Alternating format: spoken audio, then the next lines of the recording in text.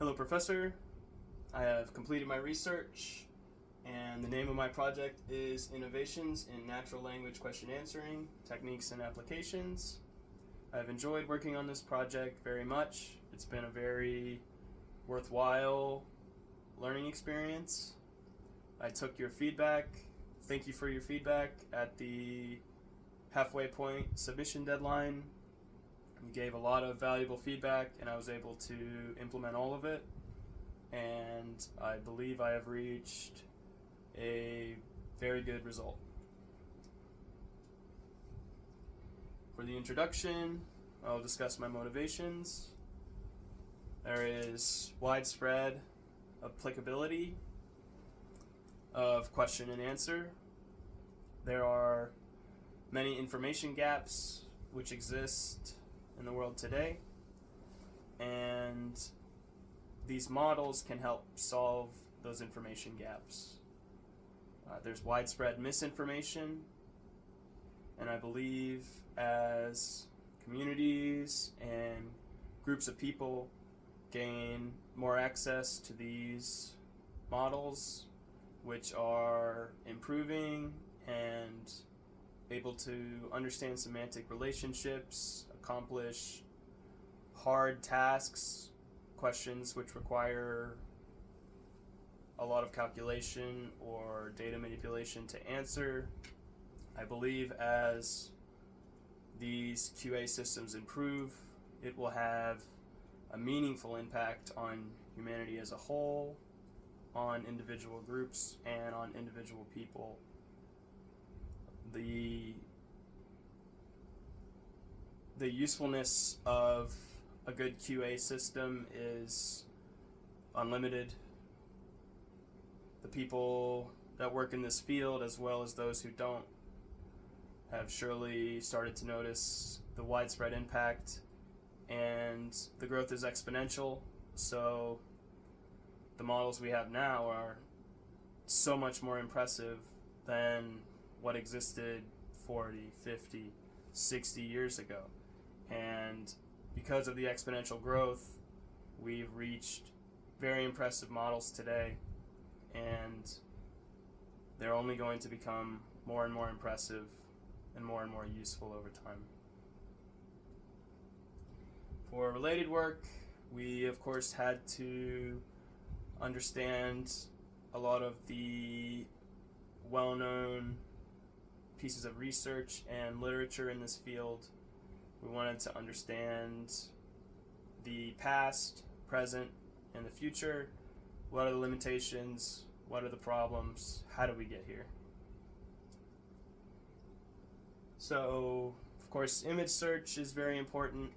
One of the related works we began with delves into image search and helps us understand how natural language processors accomplish this task.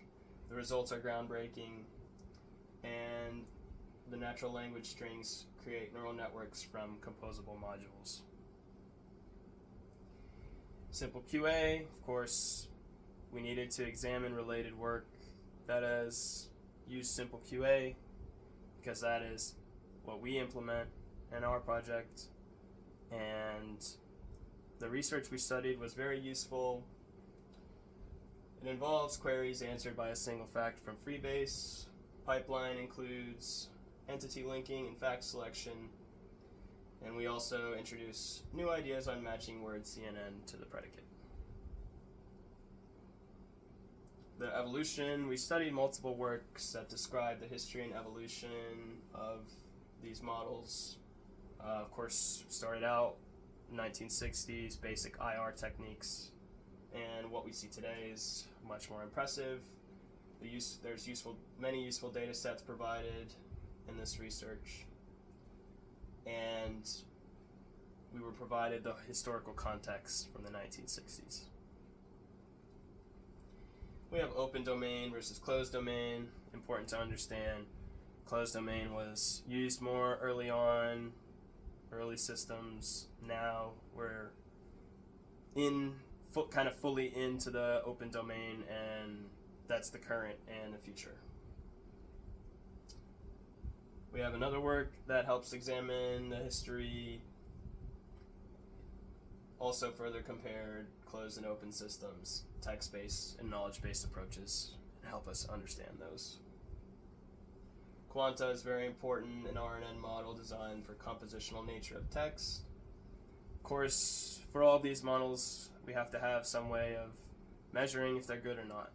And in this case, we have Quiz Bowl, which is a competition, and Quanta can beat the champion Quiz Bowl players, the best human players in the world. It's a very impressive model. In that evaluation metric, it passes with flying colors. ConvQA systems, conversation history, and answer embedding using BERT. There's multiple research topics or pieces that provide information on BERT. I think it's useful to understand an attention mechanism HAM, which selects relevant conversation history. We have neural networks and knowledge graphs. Important to understand knowledge graphs. It helps mitigate problems that come up in QA. Future research goals, of course, we have some ideas of our own, but it's also easy to read research that talks about future goals to get some ideas. The research we studied gave us a comprehensive overview and also further discuss knowledge graphs. The semantic relationships are extremely important in any QA, of course. As we discussed a moment ago, we need to establish evaluation metrics for all of these models. And a very useful evaluation metric is the Gaokao, which is the main entrance exam in China. From what I understand, this entrance exam is taken by many students, and it's a very difficult exam. And the students, as well as a model taking the test, have to understand very complex semantic relationships. So maybe a word in one sentence will have influence on a word 2 or 3 sentences later, and perhaps those sentences that influence, those words that influence each other in different sentences, they may even refer to historical context or different data points, or they could pull from anywhere. And so it's definitely a very difficult problem to be able to understand these complex semantic relationships, especially when they deal with all these nuanced points, and especially when the semantic relationships exist over long distances of sentences. So this entrance exam is a perfect measuring bar to help us know if the model can handle complex semantic relationships. We also studied research of the hybrid neural model, cooperative gated neural network with a neural Turing machine labeler. It has better performance on nuanced QA tasks with small training data. We have community question and answer. This is very similar to normal QA, except you add the community information element. We have question input, IR. Then the IR goes to the community knowledge, noise filtering with AUANN model. We generate an answer, and we generate an output. We model compression and performance. That is also something we studied in related works. There's an issue of degradation, we're all aware, and ITER is very important. The ITER approach improves meta training stage and maintains high performance, and we believe that this end-to-end reptile is hugely important in helping our results be as good as they are. We have very good results, we have few false positives, and We have a lot of true positives and true negatives, and the data is very accurate. And the end-to-end reptile, with its influence on the training, really helps with that. High-level block diagram. We'll go into a lot more detail here. We have data pre-processing to the architecture, training, eval. So we have employed the simple questions data set, very useful data set, and we're going to give you a lot of data points here. There's over 100,000 questions that are paired with facts. The format, of course, is subject, relationship, object. There's queries with corresponding triples from a knowledge base. The structure, as the format implies, is subject and related objects. We store relationships to handle complex sentences, semantic nuances. Questions are an essential part of the structure. We also include the formulas for the evaluation metrics. Of course, the standard is accuracy and precision. We have also included, and this is really becoming the standard also, recall and F-score. We've included the formula there. We have pursued our implementation in Python. I really like Python. Python is, I think, perfect for this implementation. And we've split, to go more depth into the steps, we split the data, training, tests, validation. We have our embedding layer, size 100. We send the vectors to the neural network, train and eval, and then we can make inferences on untrained examples. Here's some statistics. I'll try not to read everything here, but we've got 64,000 unique subjects, 1,600 relationships, 37,000 unique objects, almost 76,000 number of sentences. Of course, the standard approach is to use 80% on training and 20% testing, so that's what we did. Over 3 million tokens, I was very surprised to find out. And you may have been able to guess the top question, name an actor. Everyone's always interested in actors and celebrities. And we provide some statistics here of average question length, the percentiles, max, min. Some more data for you. This just shows what I thought it would be good to include what the first few rows of the data set look like. Although I did think it was odd that they spelled it evolution instead of evolution. Some more data. We have table of unique counts, almost 64,000 unique subjects, 1,600 unique relationships. And these are the most common relationships, as you can guess: people, person, place of birth, location. The format of this object under location, I'm not entirely certain if they were trying to say that just any object under location or what.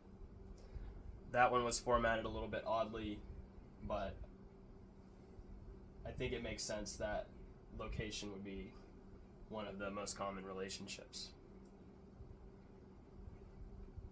Okay, so some more data.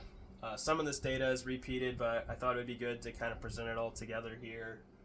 I won't read everything off this slide, but total sentences, 75, almost 76,000. The average length, 41.71. Most common actor. Summary, we've given a comprehensive overview of the dataset structure. We've highlighted the diversity in question complexity in detail. For our implementation, as mentioned before, we use Python. We use libraries including pandas, which help us manipulate the data. It's hard to do anything without these packages these days, it seems. Scikit-learn, for the data splitting and pre-processing, and then PyTorch, of course, to train the neural network. We have our parameters and hyperparameters, batch size 32, epochs 10. We list other data there. And for the software, I guess it's important to mention the software and the hardware on which you are running your project. So we use Pandas, Scikit, Torch, NumPy. That's our software libraries, Python, and apparently I haven't upgraded to Windows 11 yet. For the hardware, I've listed off the hardware I use to run this project. So we are very satisfied with our results.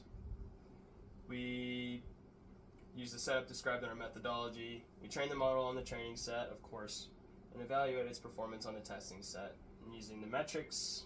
So here's some metrics mentioned before: accuracy, precision, recall, F1. And based on these results, we can say we have a high level of performance demonstrating the model's ability to accurately answer questions, pretty balanced between precision and recall, and we've minimized false positives. To further analyze, we use the confusion matrix. So here we go. Table 6, types of errors. There's the actual predicted. And we also have analysis of question length. So in general, the model does the best kind of at medium length sentences. I guess it's a good balance of not too much semantic relationship to understand, but enough semantic relationship to help provide an accurate answer. For our conclusions, the model demonstrates significant improvements in natural language question answering, especially in terms of accuracy and efficiency.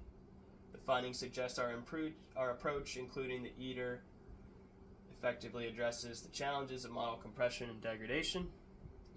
Future work will focus on further refining the model to improve its ability to handle ambiguous contexts and enhancing performance for low resource tasks. Thank you.